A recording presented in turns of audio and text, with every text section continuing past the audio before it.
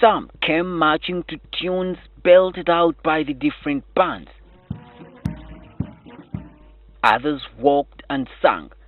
They formed part of hundreds who turned up at Kololo ceremonial grounds. No one would access the grounds without going through a thorough security check.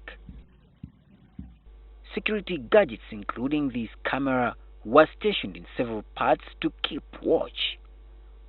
And of course, not much escaped, and culprits were got.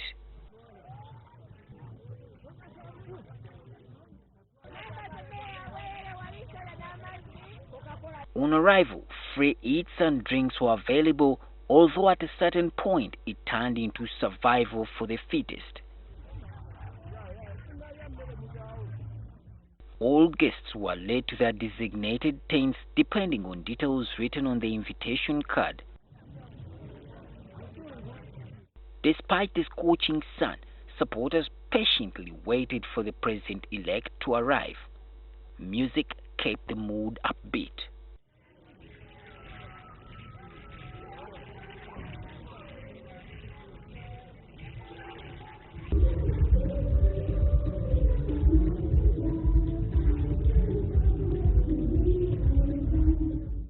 At about 10 a.m., dignitaries, including heads of state from across Africa, ambassadors, and other envoys, started to arrive.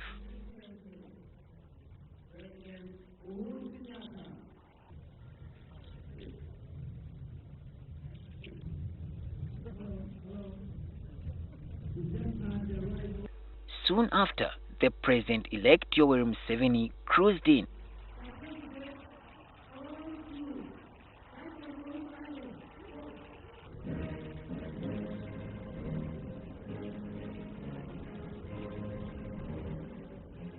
And playing off the national anthem signaled the seriousness of the task that lay ahead.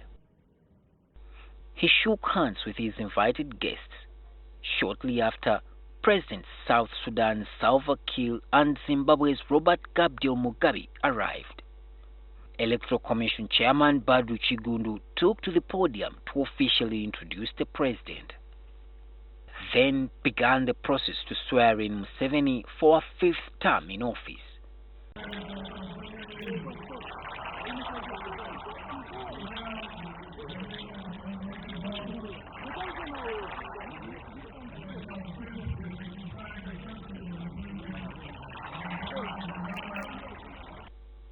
This was followed by the handover of the instruments of power amid cheers from the expectant crowd. He then inspected a guard of honor mounted by the army, police, and prison service after a gun salute.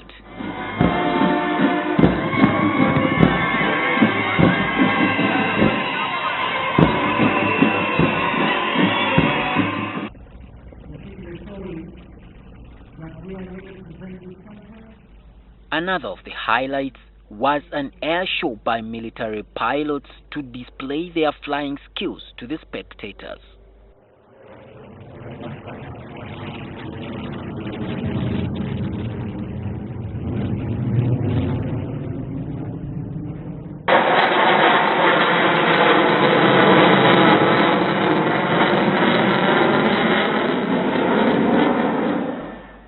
Before his inauguration speech, Museveni introduced all the heads of state and other envoys whom he described close friends to Uganda while throwing jabs at Western powers.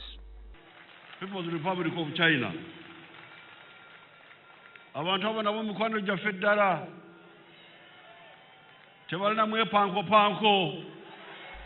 Except for Professor Venantius Pariamureba and Maureen Chalia, other former presidential candidates were no-show at the event. I call upon Ugandans, all of us who are involved in the campaigns and who are not, to come together, work and take this country forward. The president has mentioned the key issues in his speech: improving service delivery, combating corruption, empowering the people to be productive, increasing on industrialization. As Museveni officially begins his 5-year term after 30 years in power, some of ardent supporters would want to see him do more. tuteekwa okuteekawo embeera ng'amakolero, ng'enguudo, amasannyalaze, tetwayita infrastructure development. All those who are officers of making decisions must make decisions. And now Ugandans, they're all aware what has kept Uganda behind is the industrialization and then also the value addition of their products. After making it official that President Museveni will be at the helm of Uganda's leadership up to the year 2021, he is finally seeing off his guests, especially those from the different countries of Africa. Solomon Kaweesa, NTV at Kololo.